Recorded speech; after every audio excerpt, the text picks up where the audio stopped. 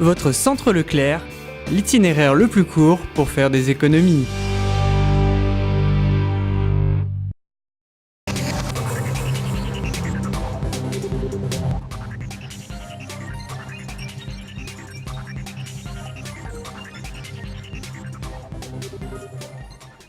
Bienvenue sur TV Souston. Je suis heureuse de vous retrouver pour votre journal local de ce mercredi 12 mars.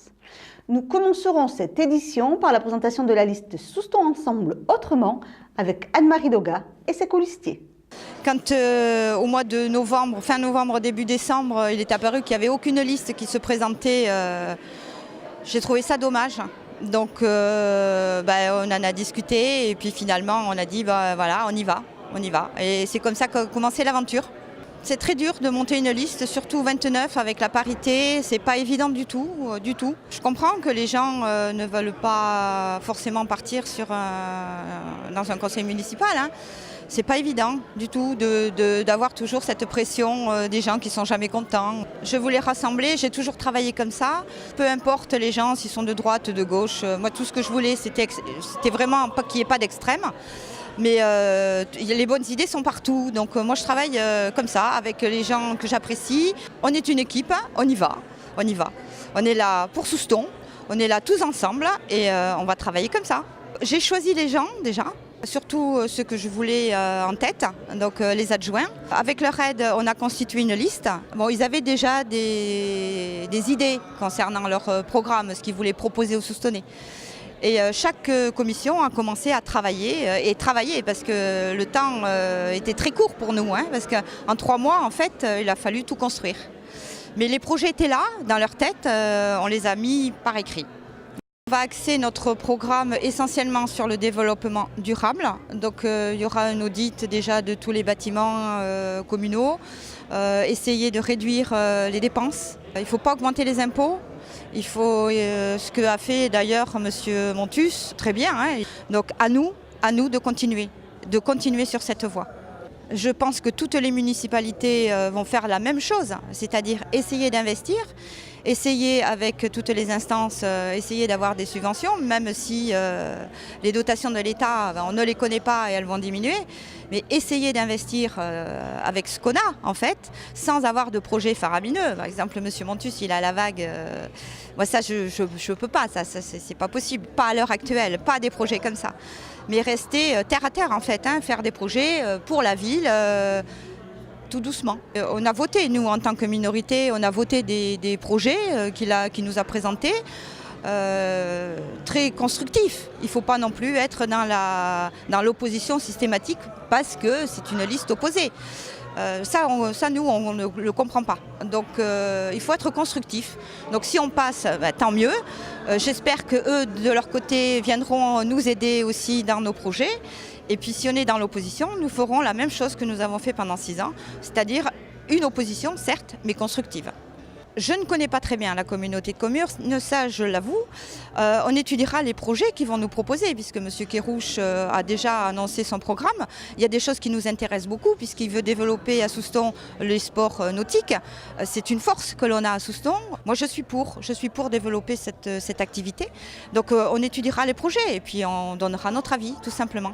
On se verra au marché s'il fait beau, parce que lundi on a tenté l'expérience, pas vraiment concluante, parce qu'il pleuvait.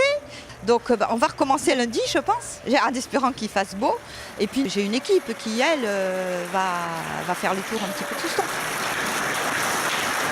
Il y a quelques jours, Jean-Yves Montus, notre maire, a inauguré sous la pluie et en présence d'Éric Kérouche, président de Max, 2 parkings réaménagés. Ils ont ensuite donné le coup d'envoi des travaux du futur pôle danse de la communauté de communes.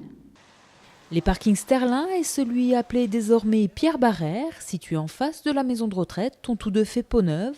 157 places de stationnement, toujours gratuites, ont ainsi été recréées pour faciliter l'accès au collège et au commerce.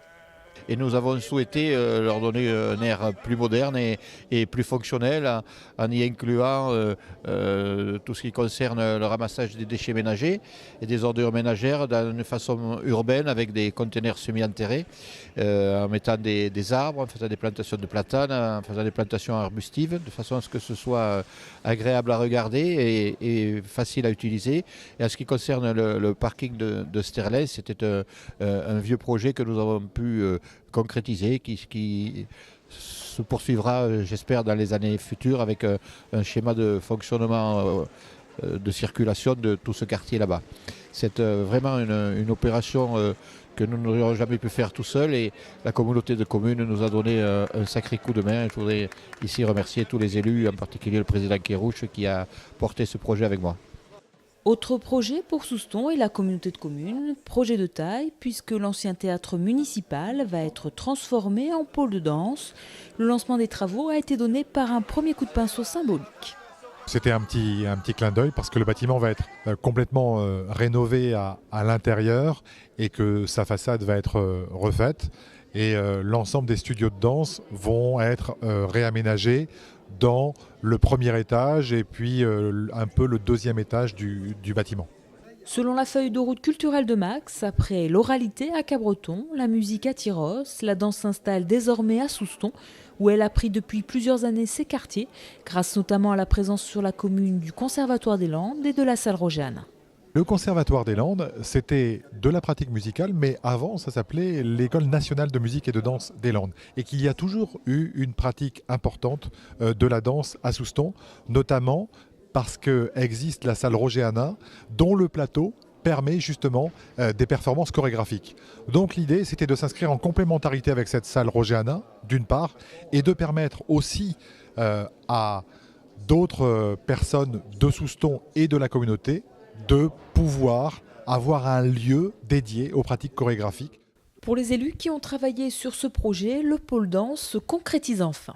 On a commencé déjà à travailler depuis très longtemps pour la conceptualisation de cet espace avec le conservatoire, avec les professeurs de collège, pour qu'on ait vraiment un espace adapté non seulement aux résidences d'artistes, des compagnies professionnelles, mais aussi à l'ensemble de la pratique donc amateur, avec les groupes danse du collège, et aussi ça sera aussi l'espace de pratique du conservatoire. Dès la rentrée de septembre, les danseuses et danseurs de Max devraient pouvoir faire leur premier pas de danse dans ce nouveau pôle culturel de la communauté de communes, auquel il ne manquera plus qu'un nom. Orange nous parle en tant qu'opérateur de téléphonie mobile, mais peu de monde connaît la fondation Orange qui participe au financement du développement des associations d'insertion. Jeudi dernier, le représentant de cette fondation remettait à Voisinage un chèque pour l'acquisition d'un camion flambant neuf. Notre équipe a partagé avec toute l'association ce moment important. Ce jeudi 6 mars, l'association Voisinage recevait, grâce à l'aide financière de plusieurs partenaires privés et publics, son nouveau camion. Le premier partenaire, c'est la région qui a bien voulu répondre pour 55%. Nous avons eu aussi un autre partenaire qui est la Fondation Bruno, et nous avons aussi la Fondation Orange qui est venue. Et puis il y a une partie aussi du Fonds départemental d'insertion, le FDI, c'est-à-dire l'État. Claude Favereau, de la Fondation Orange, était présent pour remettre un chèque de 3 000 € à l'association. Ce nouveau camion, il répond à une exigence d'abord de sécurité. Parce que nos employés qui avaient un petit camion avaient quand même beaucoup de mal pour transporter. Là, nous avons un haillon à la sortie de ce camion qui nous permet de faire des transports en toute sécurité, histoire d'arrêter d'avoir des accidents de travail, de lumbago ou de mal de rein, etc. C'est un outil très important et qui nous permet aussi de transporter beaucoup plus de... Donc là, on va faire des économies d'énergie, hein, vous voyez à quoi je fais appel. Donc voilà, c'est un plus sur l'association. L'association Voisinage est une association qui existe depuis 1995. Elle va fêter ses 19 ans. Elle a, au cours du temps, monté des ACI, comme on dit, ateliers, chantiers d'insertion pour le textile et pour l'objet. L'activité de l'association Voisinage, c'est aussi un centre social nouvellement agréé depuis 2012. Et ce centre social développe des activités socio-culturelles, qu'elles soient la danse, il en existe une trentaine. L'association Voisinage récolte des objets, récolte des textiles.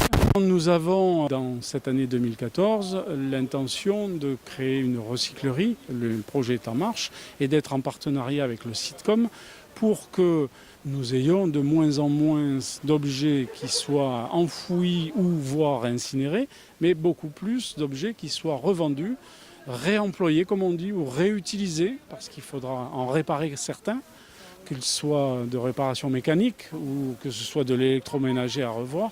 Autant d'ateliers que nous allons développer dans cette prochaine recyclerie.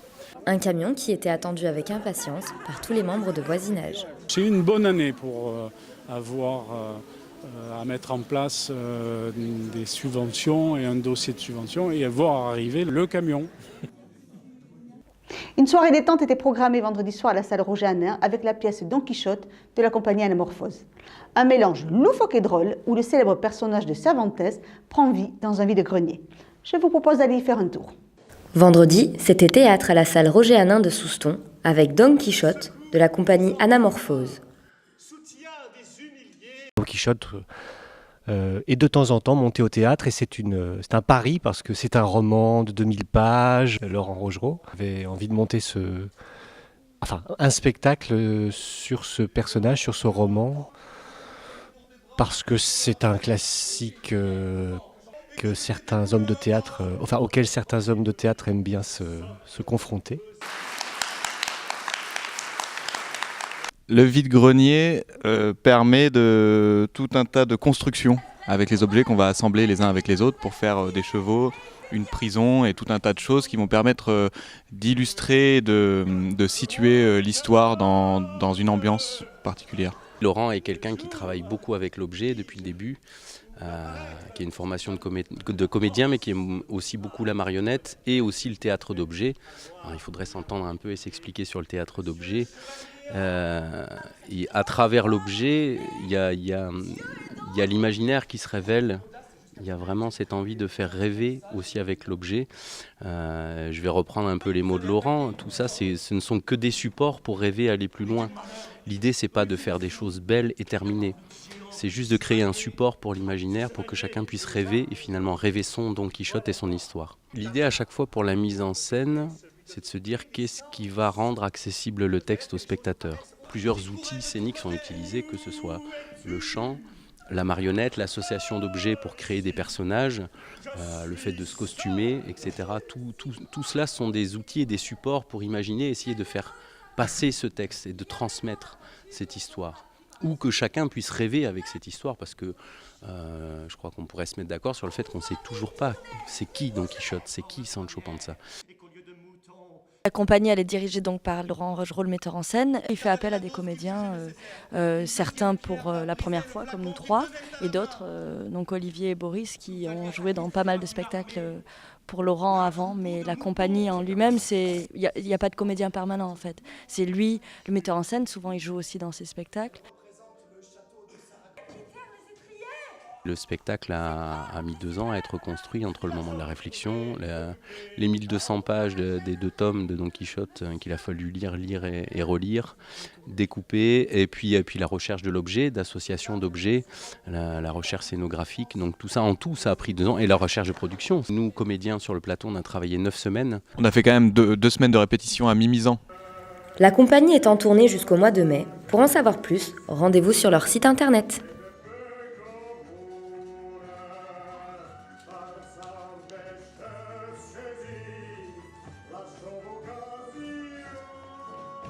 Cette édition est maintenant terminée. Je vous donne rendez-vous mercredi 19 mars pour un prochain journal de TV Souston et vous souhaite en attendant de passer une très bonne semaine.